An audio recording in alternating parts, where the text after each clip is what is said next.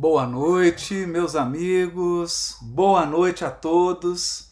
Estou vendo aqui Márcia Pareda, Carlos Mendes, Karina Bota. Olha, Rio Grande do Sul.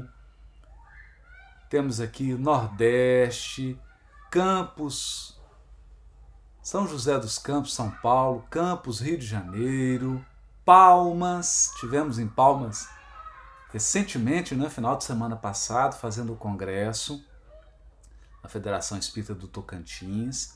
Pessoal aqui de Recife, Amazonas, Uberlândia, Espírito Santo. Que coisa boa, meus amigos. Olha, uma boa noite para todos. Estou muito feliz de, mais uma vez, poder estarmos juntos aqui realizando a nossa live no canal Espiritualidade e Vida. E quero começar, olha, tem Portugal, que maravilha. Shelley Slanik, de Portugal. Que coisa linda. Muito bom, né? Bom, então eu quero iniciar a nossa live de hoje pedindo a todos que estão assistindo a live, que acompanham o canal, que se inscrevam. Façam inscrição no canal, né? Bem simples, a gente postou um vídeo no Instagram ensinando como que faz, né? Você cria uma conta de e-mail, no Gmail, e basta você entrar aí, se inscrever, o YouTube vai pedir para você preencher uns cadastros, você faz isso e se inscreve no canal e aproveita para divulgar os vídeos, compartilhar aí com os seus parentes, para que a gente possa levar essa mensagem do estudo do livro Nosso Lar, do estudo do Evangelho, ao máximo de pessoas possível. Tem muitas pessoas necessitadas de uma palavra de espiritualidade, de uma palavra de conforto, necessitadas de um norte na vida, e nós não podemos nos omitir na divulgação desse conteúdo. O conteúdo está aqui disponível no canal, gratuitamente. Qualquer pessoa pode entrar aí e assistir aos vídeos. Esse é o nosso propósito, a divulgação desse conteúdo para o máximo de pessoas possível, né? Nós temos falado sempre, temos acompanhando o canal aqui católicos, evangélicos, budistas, umbandistas, pessoas, judeus, muçulmanos, pessoas das mais diversas orientações religiosas e que são tratadas aqui neste canal com o máximo de respeito, com o máximo de carinho. A nossa intenção aqui não é fazer proselitismo, ao contrário, é esclarecer com base nessa obra monumental que é a obra Nosso Lar, ditada pelo Espírito André Luiz, psicografada pelo médium Francisco Cândido Xavier. Então, aqui, ó, Maria José, eu, católica, obrigado, Maria José, que honra. Muito obrigado por participar, assistir esse vídeo. Sinta-se abraçada por todos nós, né? Então, muito feliz, vamos começar o nosso estudo para que a gente não perca tempo aí no aproveitamento desse conteúdo hoje, que é maravilhoso. Nós estamos no finalzinho do capítulo 2 do livro Nosso Lar, né? E é exatamente aquele momento em que o André Luiz tem a virada, né? O ponto de inflexão. Então ocorre uma profunda mudança interior no André Luiz, e bastou essa mudança interior para que todo o cenário exterior se alterasse. Ó, temos aqui o José Adriane, abraço da Inglaterra, um beijo para todos aí da Inglaterra, amigos queridos. Então bastou essa mudança de postura interior do André Luiz para que essa mudança se refletisse em resultados concretos no exterior, né? Então é interessante porque ele toma todo o primeiro capítulo e grande parte do capítulo 2 para descrever a situação exterior em que ele se encontrava, fazendo referências ao estado emocional dele desequilibrado. E muitas vezes a gente lê esse primeiro capítulo do livro Nosso Lar e não se dá conta de que há uma relação do estado interior do espírito André Luiz com a região do umbral em que ele ficou localizado por 8 anos. Por 8 anos, não é? É claro, meus amigos, eu já repeti isso aqui, não vou deixar, vou falar várias vezes, porque toda vez chega alguém e faz a mesma pergunta. Nós sabemos que o espírito André Luiz é o médico Carlos Chagas. Carlos Chagas. Mas, no livro Nosso Lar, ele mesclou, ele misturou 2 encarnações dele. Para quê? Para não ser reconhecido. Então, essa situação que está acontecendo aqui no umbral não foi uma situação da desencarnação do Carlos Chagas. É uma situação ocorrida numa vida anterior dele. E depois ele regressa, então, como Carlos Chagas, e aí ele tem as experiências. Então ele mesclou um pouquinho desse início aqui com experiências de outra vida. Inclusive questão de filho, número de filhos, esposa, ele também misturou para que não fosse reconhecido e evitasse os problemas que Chico e Emmanuel tiveram, que foi o problema de direito autoral com Humberto de Campos. Então, mais um problema judicial, mais um aborrecimento, um processo na justiça. Então, André Luiz preferiu o anonimato, mesclou aqui história, para que ele não fosse reconhecido. Então, a gente já falou isso, estou só frisando para que a gente possa se situar melhor na história, na biografia que esse espírito aqui está fazendo dele. Então, ele está misturando vidas, né? Mas não importa, ele viveu essa experiência. Não importa se foi logo após a desencarnação como Carlos Chagas, ou se foi numa vida anterior, ele viveu essa experiência. Essa experiência foi vivida de fato, não é? O pessoal está perguntando aqui, Haroldo, mas esse esclarecimento veio de onde e tudo, né?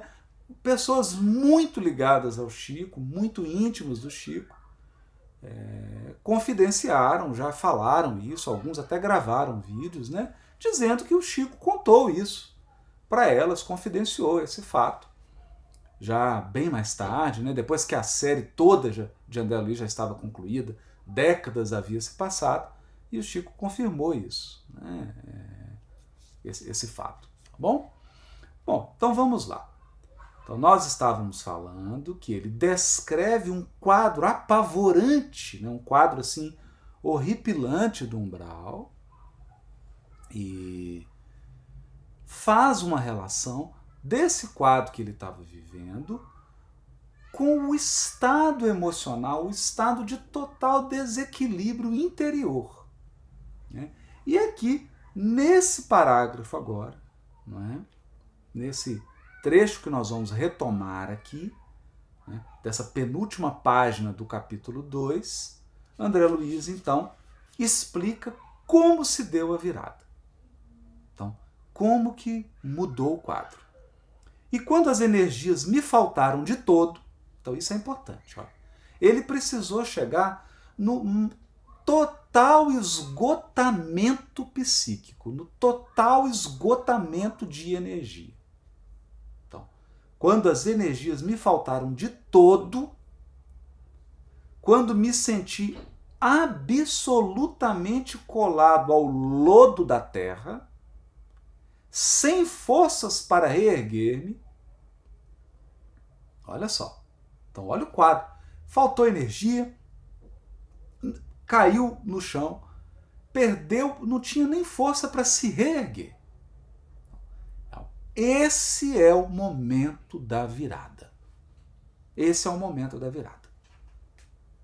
Que é o mesmo momento que está descrito na parábola do filho pródigo.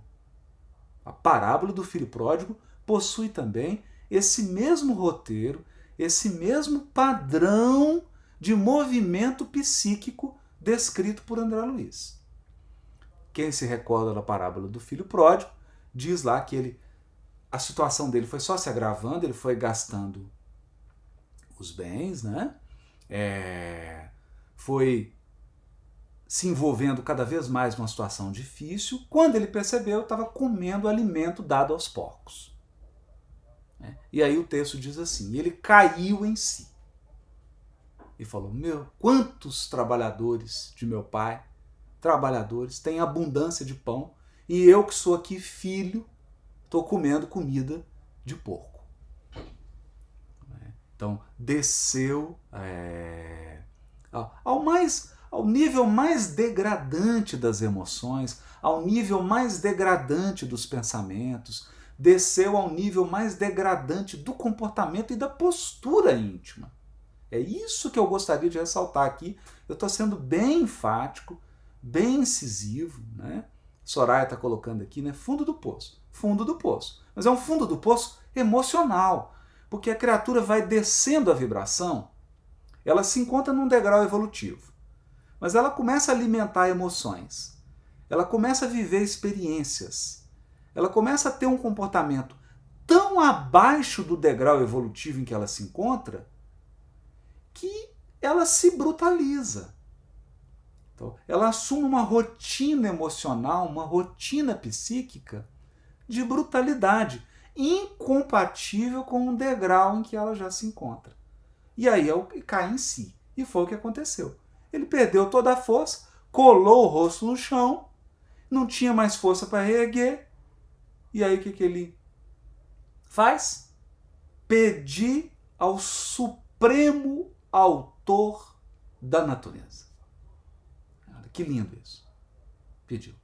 Ao Supremo Autor. Então, se rendeu. Né? Jogou fora a vaidade, jogou fora a arrogância intelectual, lançou fora o orgulho e cedeu àquele germen que todos nós temos dentro de nós, esse germen, essa semente que é a certeza da existência de um Criador, a certeza da existência de um Pai, de um Supremo Autor da natureza.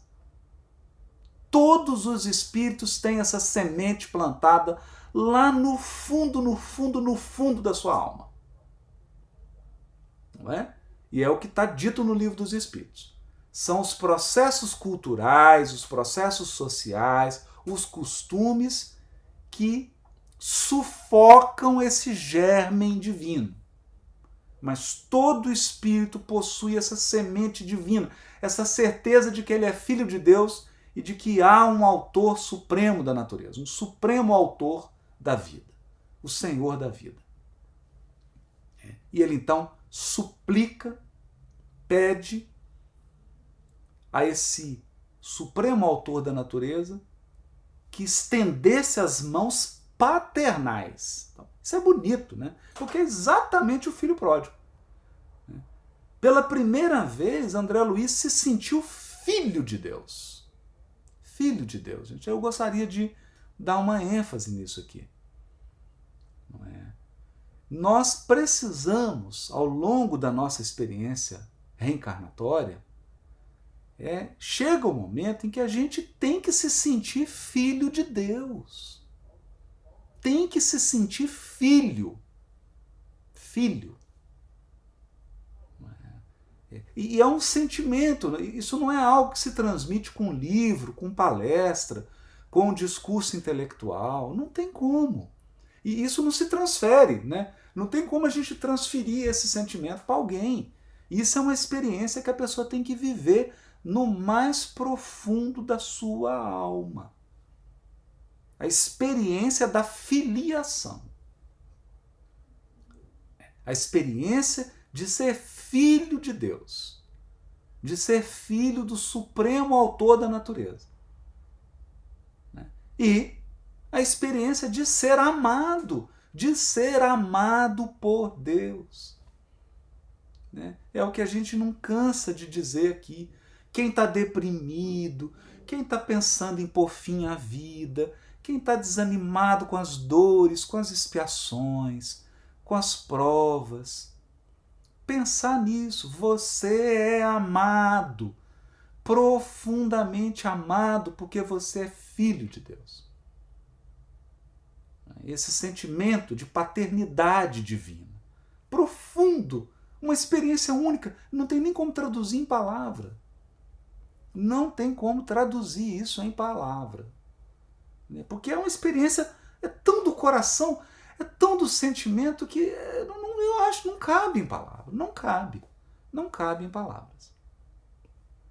Não é? Eu digo isso aqui, eu não estou dizendo isso aqui da boca para fora, não estou dizendo isso aqui apenas para fazer bonito aqui na live. Todo mundo sabe, né? Esse mês passado aí, eu fiquei internado, fiquei 50 dias sentindo dor 24 horas por dia. Tanta dor que teve um momento no hospital que eles tiveram que me dar morfina.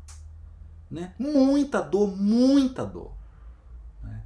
Mas mesmo naqueles momentos mais dolorosos, assim, aquele momento de que meu corpo físico estava completamente paralisado, eu não deixei de experimentar esse sentimento de filiação divina. Eu sou filho de Deus, eu sou amado por Deus. E tem uma lição nessa experiência e eu vou aprender essa lição. Eu vou extrair dessa dor, dessa experiência, uma profunda lição espiritual de fortalecimento para o meu espírito. E era eu comigo. Né? Era só eu comigo e Deus. Né? Eu não tenho como transmitir isso. Como é que transmite isso em palavras? Aqui ele sentiu. Pediu que Deus estendesse as mãos paternais em tão amargurosa emergência. Quanto tempo durou a rogativa? Olha que interessante isso. Ele perdeu a noção do tempo em que ele ficou orando. Isso é lindo, né? Isso é lindo. Porque se você perde a noção do tempo que você está orando, é porque a sua alma está absolutamente entregue. Não é? Porque não é assim. Você sai com os amigos e vai num lugar gostoso, começa a comer uma coisinha, petiscar, conversar, e aí você fala, gente do céu, perdi a noção da hora. Nós estamos conversando aqui tem 4 horas. Não é? Isso é ótimo, significa que você estava de alma tão ligada, você estava tão presente, e aquilo estava tão bom que você perdeu a noção da hora. Não é? É igual quando você está namorando, vai ao cinema, não é? Ou está de férias, passeando ali com a família, aí você perde a noção. Que dia é hoje? Que dia do mês é hoje? Que dia da semana é hoje? Não é? Você perde a noção do tempo cronológico. Porque você está de alma entregue. Então ele não sabe, ele perdeu a noção do tempo cronológico. E ficou naquela oração profunda, profunda, profunda. Quantas horas consagrei à súplica, de mãos postas, imitando a criança aflita. Olha isso. Criança aflita. Então, eu estou lendo isso aqui com essa ênfase, porque o que eu gostaria de trazer para o grupo aqui, né, nosso grupo aqui da live, né, nossos irmãos e irmãs queridas, que toda quinta estão aqui com a gente, o que eu quero trazer para a nossa reflexão aqui é essa profunda mudança de estado de espírito do André Luiz. A gente precisa verificar isso. Perceber esse ponto de inflexão. Como que ele mudou. Como que ele mudou. Então, agora ele era uma criança aflita.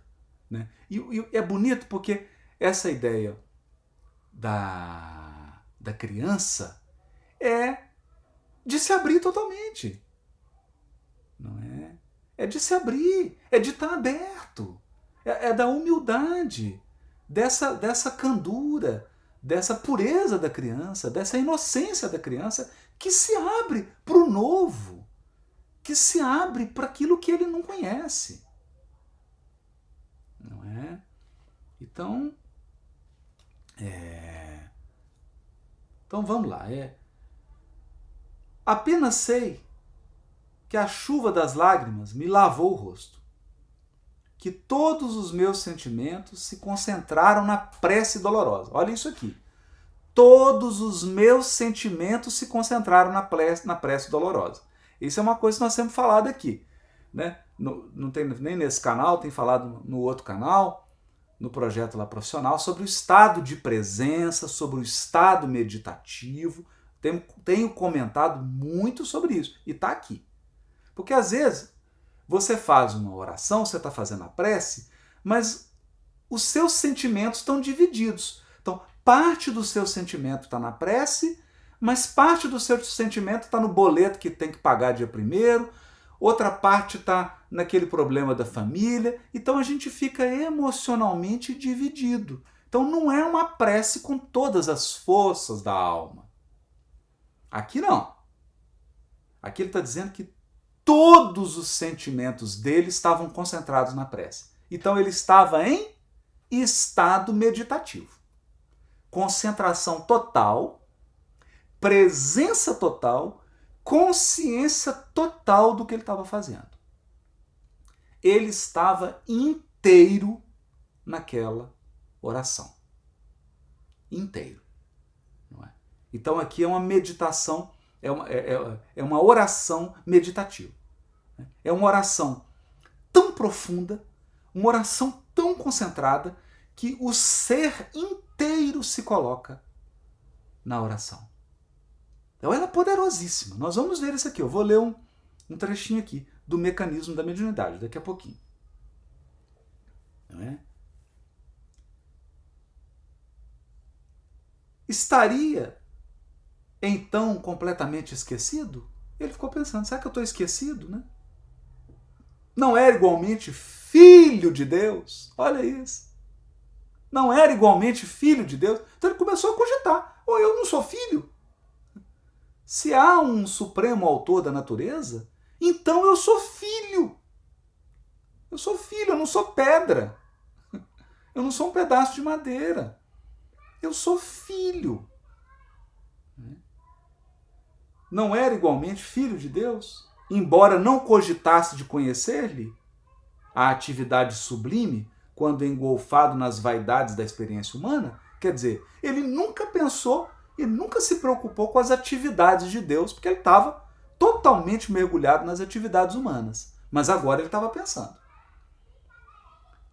Ele estava pensando que enquanto ele estava totalmente concentrado na experiência material, Deus prosseguia conduzindo a criação com o seu supremo amor e com a sua suprema sabedoria. Só que ele não pensava nisso.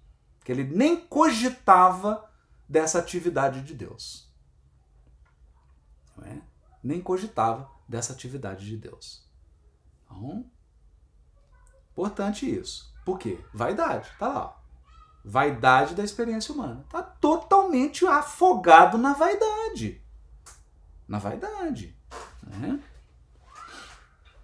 Então, por que não me perdoaria o Eterno Pai? Por que não me perdoaria o Eterno Pai? Porque aqui ele está reconhecendo que errou. Mas por que Deus não perdoaria?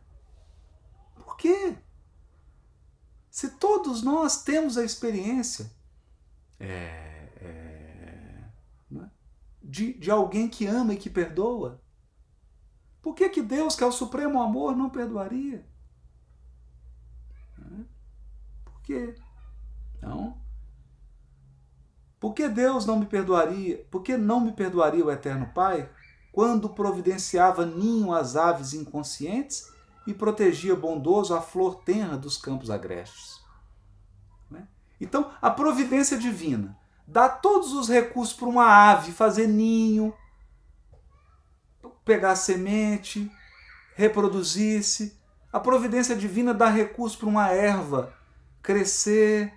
E não vai dar para nós, que somos seres conscientes, que somos os seres que têm condição de reconhecer a existência de Deus e refletir sobre ela, porque já temos a razão e o sentimento? Então, nós teríamos um tratamento inferior ao tratamento dado às plantas? Olha que lindo, né? Que lindo isso, né? E aí, ele diz, é preciso haver sofrido muito para entender todas as misteriosas belezas da oração. É preciso haver sofrido muito. Agora nós vamos entender por que isso. Quer dizer, isso aqui não é um discurso masoquista. Vamos sofrer, eu quero sofrer muito para eu aprender a orar. Não é isso. Não é isso.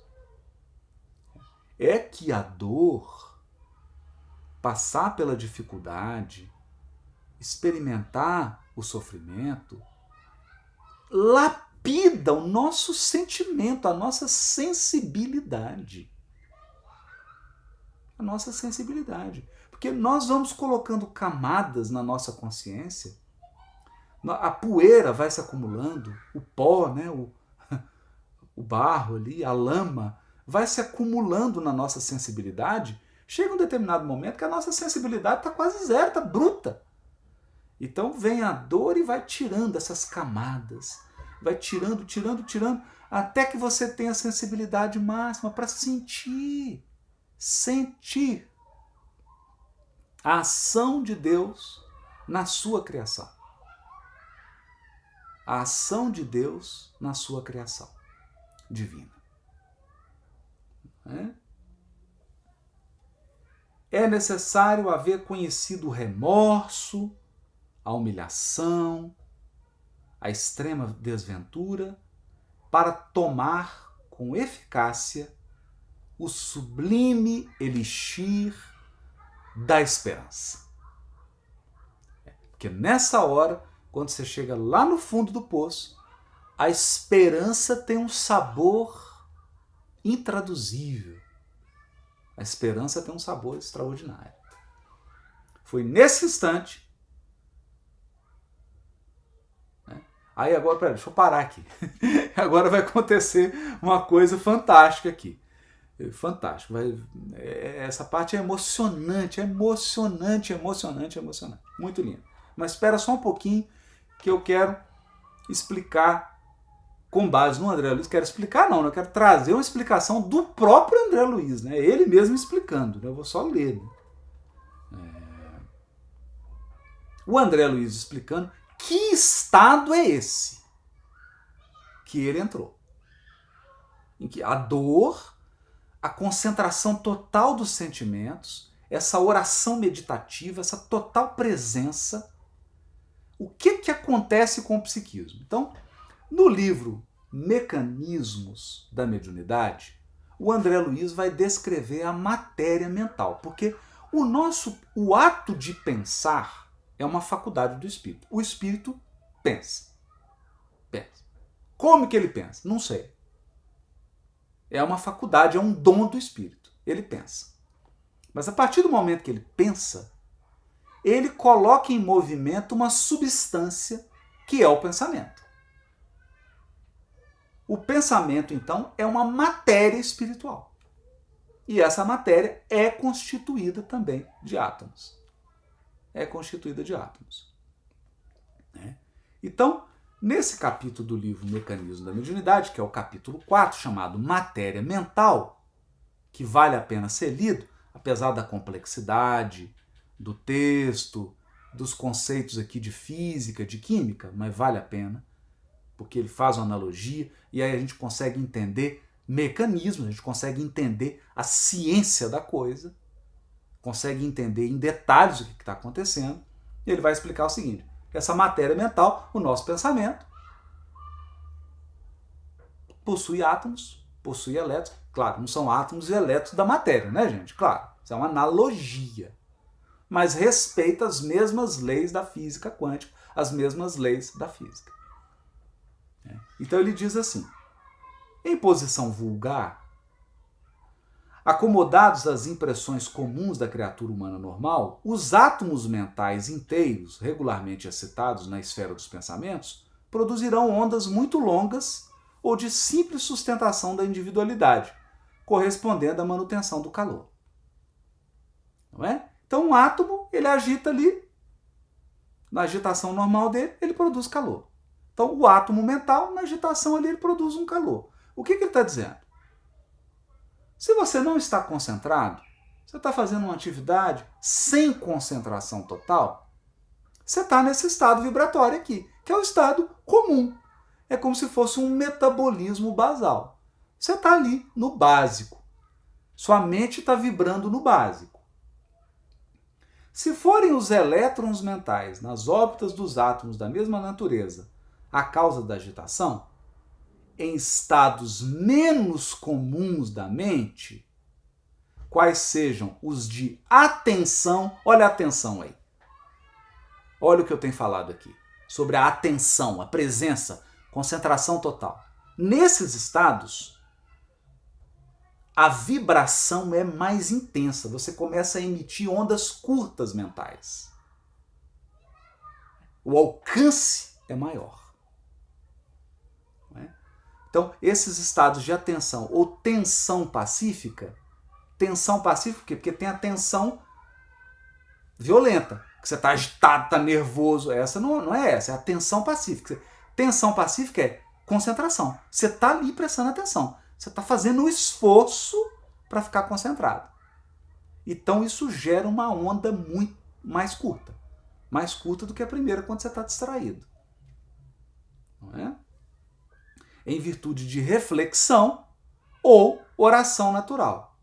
O campo dos pensamentos exprimir-se-á em ondas de comprimento médio ou de aquisição de experiência por parte da alma, correspondendo à produção de luz interior. Então está ali numa oração natural, está numa concentração, aí você já está numa frequência média, não está mais naquela frequência baixa, quando você está distraído.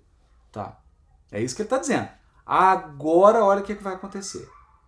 E se a excitação nasce dos diminutos núcleos atômicos, em situações extraordinárias da mente, quais sejam? Agora vai falar. Quais são as situações extraordinárias da mente que a gente entra, que você começa a emitir ondas curtíssimas, ondas de alcance incrível, que sobem como um relâmpago. Que situações são essas? Olha aqui. São situações extraordinárias.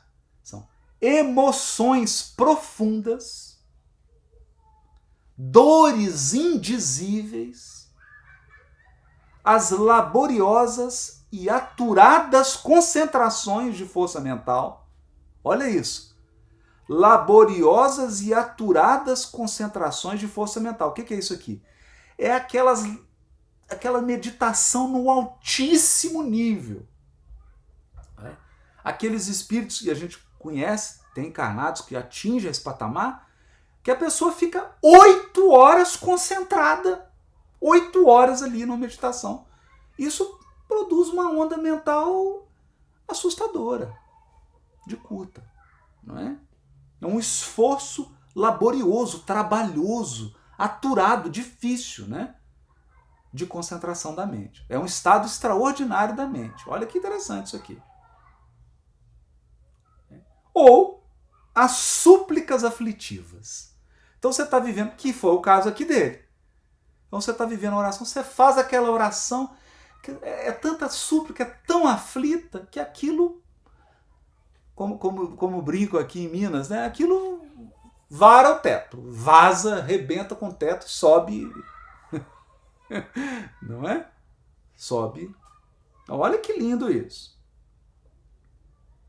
O domínio dos pensamentos emitirá raios muito curtos ou de imenso poder transformador do campo espiritual.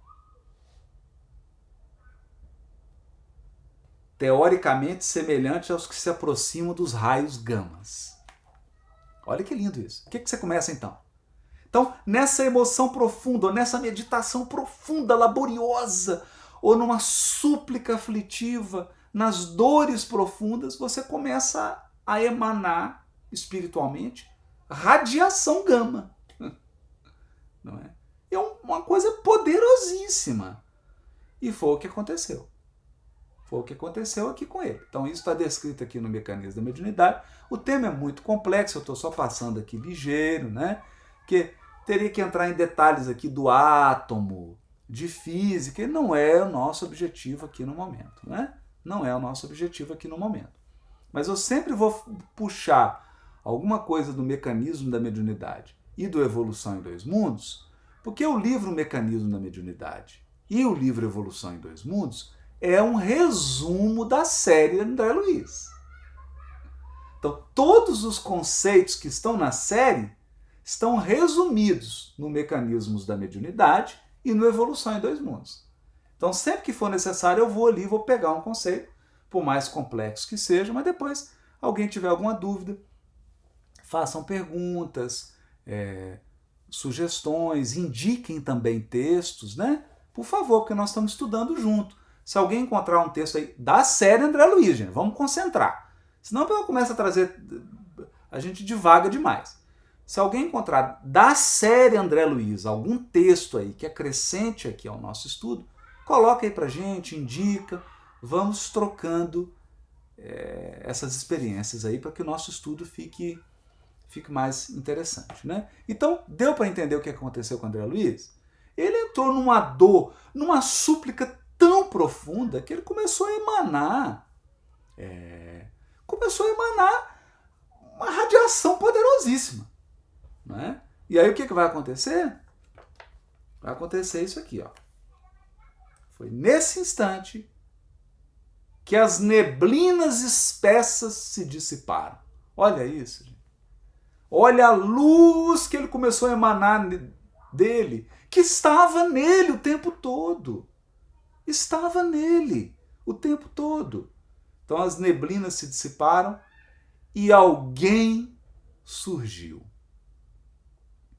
Emissário dos céus. Um velhinho simpático me sorriu paternalmente.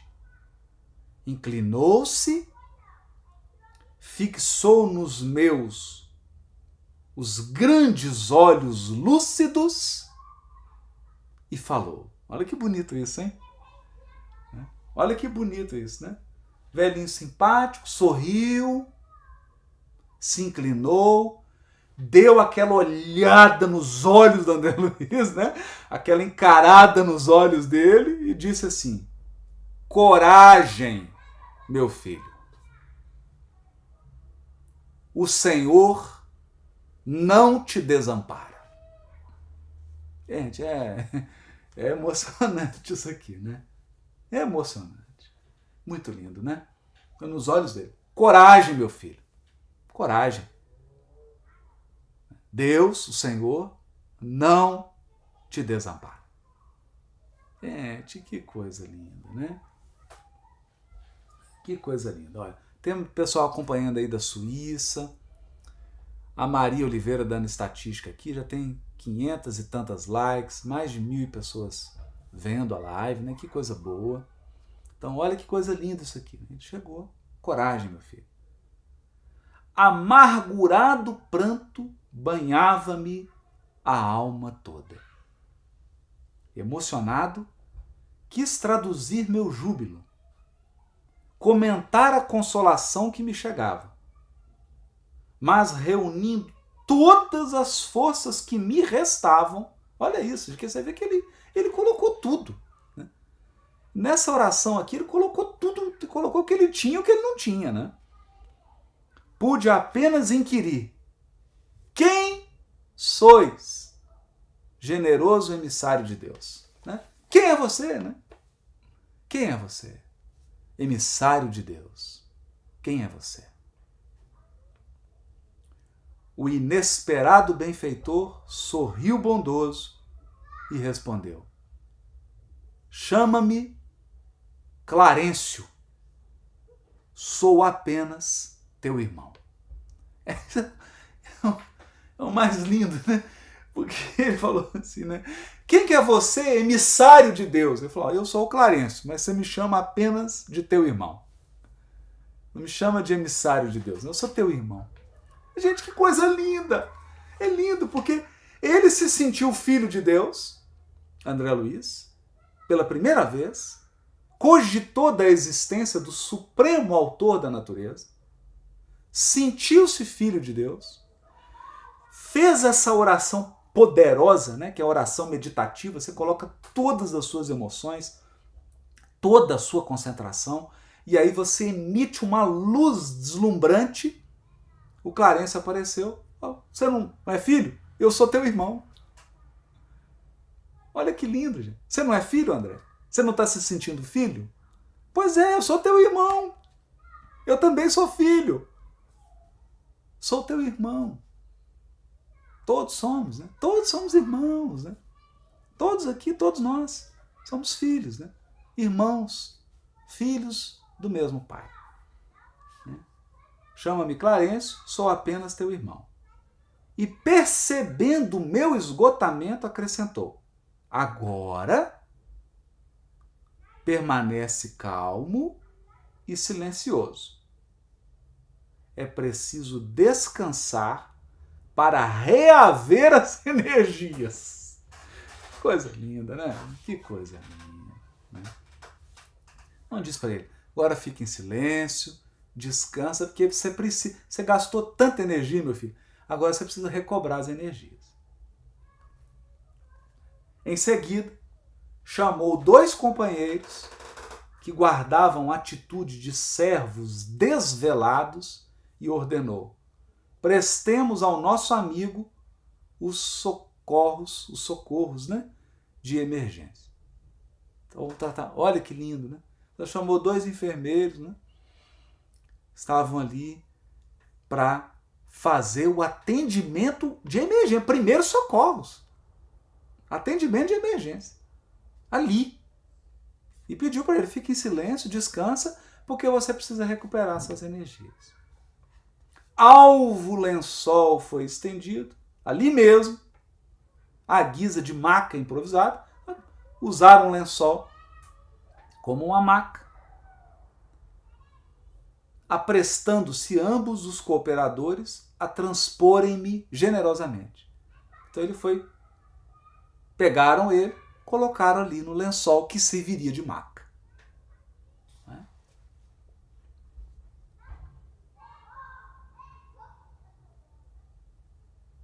Aprestando a cooperadores a transportarem-me generosamente. Então ele ia ser transportado, ia ser tirado dali. Né?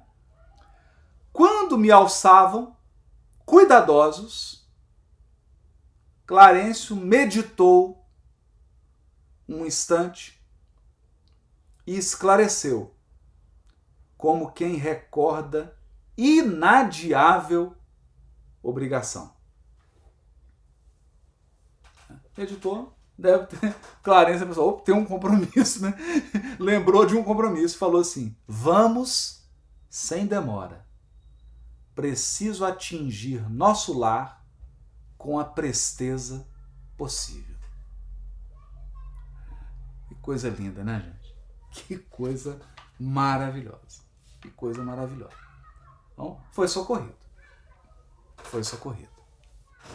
Nós vamos ver detalhes desse socorro no capítulo 3. Aqui não está tudo esclarecido, né? Vamos com calma, até para dar o suspense, para dar esse gostinho. E a gente precisa conduzir aqui de uma maneira gostosa também, guardando a surpresa. Né? Mas o que é interessante aqui? Olha o que, ou melhor, olha que recursos interiores nós todos guardamos dentro de nós. Que recursos interiores. Agora, são recursos que são fáceis de ser acessados? Não, não são.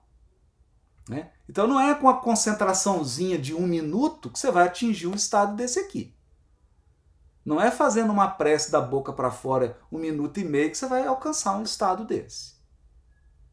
Então, para alcançar um estado desse aqui, estamos vendo lá, emoção profunda, dores profundas, uma súplica extremamente aflita ou uma concentração, uma meditação porfiada, trabalhosa, conquistada ao longo de muita prática, de muito tempo de oração e de meditação. Que aí você emana esse pensamento numa frequência assombrosa e acontecem coisas extraordinárias. Extraordinárias. Por quê? Porque aí nós começamos a acessar aquilo que está ao nosso redor e que a gente não acessa porque está numa vibração inferior. Porque não está na sintonia. Não é? Então, é básico isso, gente. Olha só. É igual o rádio. Todas as rádios estão cruzando aqui agora esse ambiente. Mas eu só vou ouvir aquela que eu sintonizar. Não é? Eu só vou ouvir aquela que eu sintonizar. Então, esse sentimento profundo, eu acho que é a lição que eu gostaria de deixar enfatizada para hoje. Não é? Todos nós, todo mundo que está assistindo aqui, todos nós, leve essa mensagem, leve para os seus familiares, leve para as pessoas que você ama, leve para o seu ambiente de trabalho. Esse poder está à nossa disposição. À nossa disposição. Então, nós temos, está aqui dentro. Mas para fazer essa força sair para fora, é preciso um estado de concentração, é preciso uma prece que venha lá do fundo da alma. Né? É preciso algo que venha do fundo, do fundo. Todas as emoções têm que estar concentradas nesse ato. E aí nós vamos alcançando essa beleza que é o amor do Criador que está disponível para todos nós. A providência divina que está disponível para nos atender na medida da justiça, na medida do nosso merecimento, é óbvio. Na medida do nosso merecimento. Então, nós precisamos levar isso, porque o que é importante aqui? Né? Nós precisamos criar o hábito de acionar essas forças dentro de nós. Porque ninguém vai acionar para a gente. Não é o seu espírito protetor, seu anjo guardião, né? Não são seus amigos espirituais, não são seus amigos encarnados que vão desenvolver essa força por você ou por mim. Né? Esse é um trabalho pessoal, intransferível. Cada um tem que realizar esse trabalho dentro de si. E não adianta você ler 2.000, 2.500 livros, 3.000 livros, não adianta. Pode ler quantos livros você quiser. Se você não fizer esse trabalho interior, não vai emanar essa luz, essa força. Não vai. Então, eu acho que a grande lição aqui do capítulo 2, né? Desse capítulo 2 do livro Nosso Lar, é exatamente isso. E é tão bonito porque é óbvio, gente, é óbvio que todos os nomes aqui estão trocados, né? É óbvio que tudo aqui é pseudônimo. Então, é bonito porque no momento em que André Luiz ora com toda a sua alma, coloca toda a sua concentração naquela prece, um clarão sai de dentro dele, um clarão, uma claridade, e aí quem aparece? O Clarencio. Olha, que lindo, né? Claridade, clarão, Clarencio. Surge o Clarencio. E o capítulo se chama Clarencio, né? Que é o benfeitor, que estava ajudando. Mas poderia chamar claridade. O clarão, a luz interior. O Clarencio. Não é? E o Clarencio é aquele que é né, que exibe uma claridade, uma luz, né? Olha, é lindo, né? E você vê que até os nomes que ele coloca, é tudo poético, é tudo para nos fazer refletir nisso, né? Então, libertou a luz. Ele ficou 8 anos no umbral, vivendo nas trevas, sendo perseguido, se sentindo abandonado, se sentindo desamparado, se sentindo uma coisa e não um ser humano. E por quê? Porque essa luz interior estava guardada. Essa luz interior estava oculta. Então aqui eu queria chamar a atenção para o grande ensino de Jesus, né? Que é o grande pedido que Jesus faz para as nossas almas. Brilhe a vossa luz. Brilhe a vossa luz. Tem uma luz dentro de você. Uma profunda luz dentro de você. Uma luz poderosa. Extraordinariamente poderosa dentro de você e dentro de mim. Mas essa luz precisa brilhar. E não é fácil fazer essa luz brilhar. Não é fácil. Nós vimos aqui.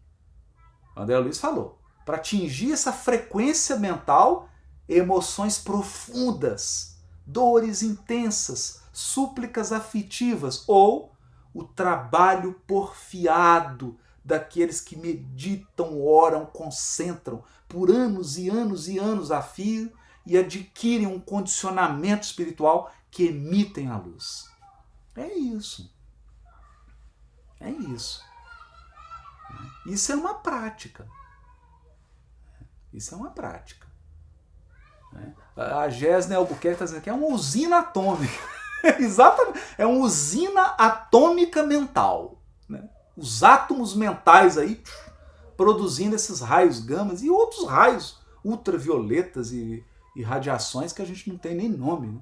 Que isso aqui, eu estou usando esses nomes como uma analogia, não estou fazendo uma descrição científica e acadêmica, é óbvio. Né? Nós estamos aqui fazendo uma analogia. Então, e aí a Catarina está dizendo aqui, pelo amor ou pela dor? Porque sim, exatamente, cara, porque o amor também emite essa luz. Quando você está num ato de amor profundo, profundo, intenso, essa luz também emana. Mas ela está dentro. É um dom, esse é o nosso dom. Esse é o nosso dom interior. Né? Então, eu estou fazendo esses comentários aqui porque a Poliana está perguntando, mas como brilhar? Isso, Poliana, está descrevendo. Está descrevendo aqui. Quer dizer, então, como brilhar? Por amor? O que tem que fazer? Orar, meditar, praticar a concentração. Para quê? Para que o seu estado mental comece a vibrar na frequência altíssima. A caridade, a concentração, a meditação, né? A súplica fervorosa. Ora, se não for pelo amor, vai ser como? Pela dor, pelas emoções profundas, pelas súplicas afetivas. Então tem o processo da dor e tem o processo do amor. Tem 2 processos para essa luz brilhar e sair de nós. É a gente que escolhe. É a gente que escolhe qual que é o processo que nós vamos adotar. Não é? E é claro que a gente vive situações de expiação também, né, gente? Todos nós encarnamos e temos uma pauta kármica. Então, o que é nosso vem na nossa porta. O que é nosso vem na nossa porta. Não é? Eu estava bem aí, junho, final de junho, chegou fevereiro, o que é meu veio na porta, fui para o hospital. Tá? É assim, a vida é isso. Ó. Tem as experiências que a gente precisa passar por elas. Né? E que aceleram esse processo, e que fortalecem a nossa alma, e que nos ensinam a pensar nessas coisas. Eu acho que essa experiência que eu vivi, por exemplo, de ficar doente, me fez pensar muito profundamente nessas coisas.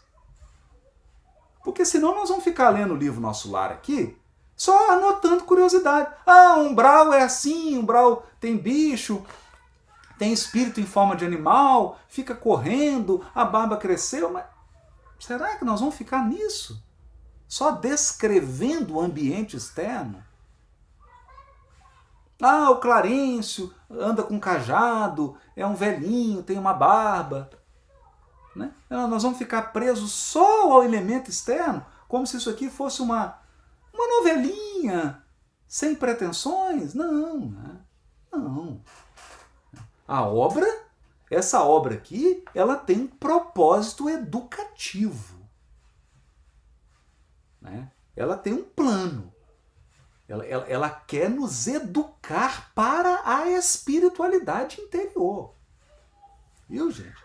E agora eu queria dedicar um carinho, um afeto, uma gratidão aos nossos irmãos e irmãs que são evangélicos, protestantes, católicos, que estão aí nos assistindo, que independente da sua crença de mundo espiritual, isso aqui vale.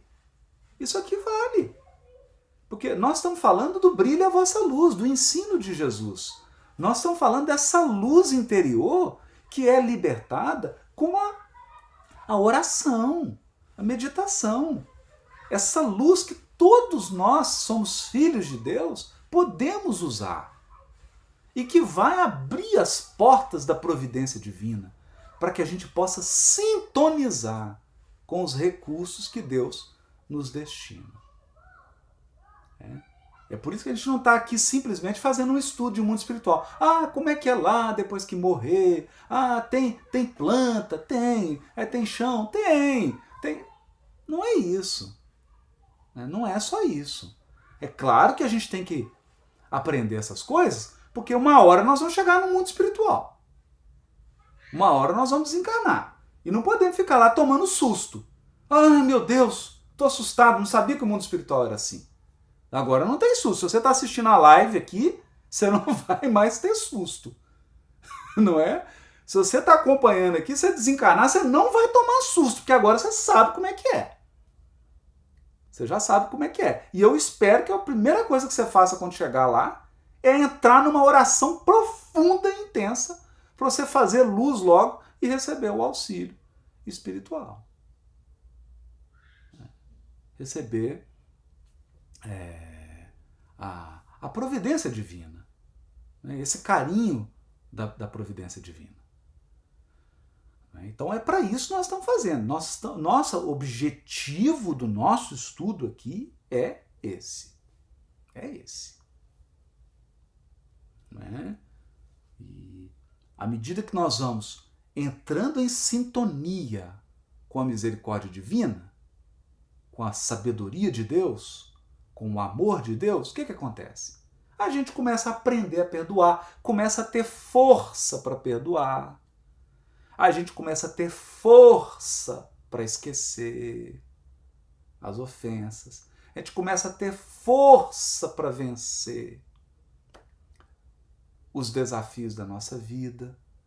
A gente começa a ter força para seguir os passos do Cristo, para tomar a nossa cruz. A gente começa a ter força para amar, porque para amar é preciso ter muita força. Né?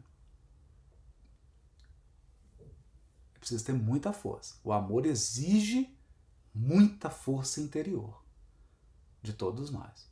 Então, essa sintonia vai nos alimentando, vai nos sustentando, vai nutrindo a nossa alma. Né? Vai nutrindo a nossa alma. Olha, a Maria da Luz está dando um depoimento aqui. Sim, meu irmão, sou católica espírita. Que lindo! Amo ouvir, já aprendi um pouquinho. Por isso estou em tratamento de câncer. E a luz que encontra que me dá força para a caminhada. Oh, Maria, que Deus te abençoe, que você vença isso com essa luz interior e supere tudo isso e sinta a misericórdia te curando seu corpo, curando a sua alma. Vai dar tudo certo, viu, Maria? Deus te abençoe. É isso, né? Meus queridos, obrigado pela presença de todos. Obrigado pelo carinho, pela atenção. Esse momento tão especial, tão lindo que essas noites de quinta-feira são para nós todos, em que a gente sintoniza com a bondade de Deus, com a sabedoria divina. Nós somos aqui apenas um instrumento imperfeito, ruim, mas é o que tem, né? É o que tem para hoje. Somos apenas um instrumento, mas nós estamos aqui, todos, eu tenho certeza, recebendo. Que Deus abençoe o seu lar, abençoe a sua família, que Deus ampare o seu coração, que você se sinta fortalecido, se sinta amado, se sinta acolhido, que essa luz se espalhe por todos os ambientes que você frequenta, né? E que ela possa também chegar aos adversários, aos que não concordam, aos que nos perseguem, nos caluniam, como nos ensinou o Mestre Jesus. Eu queria só dizer, né, que esse final de semana eu estarei na Bienal do Livro, no Rio de Janeiro. Então, a programação aí da Bienal, quem tiver precisando, só entra aí no Facebook da editora Letra Mais. Então vai estar lá eu, Rossandro, Jaime, os autores da editora Letra Mais. Estaremos na Bienal do Livro do Rio de Janeiro no sábado e no domingo. A programação está aí no Facebook e no site da Letra Mais, www.letramais.com.br. Ou joga no Facebook aí, Letra Mais, que é a editora do livro. Quem estiver no Rio, os corações queridos aí que forem do Rio de Janeiro, se puderem comparecer lá e nos darem a honra do abraço, do carinho, nós estamos lá, vai ser uma alegria encontrar e receber a todos, né? Um grande beijo para todos, uma boa noite, fiquem com Deus. Muito obrigado.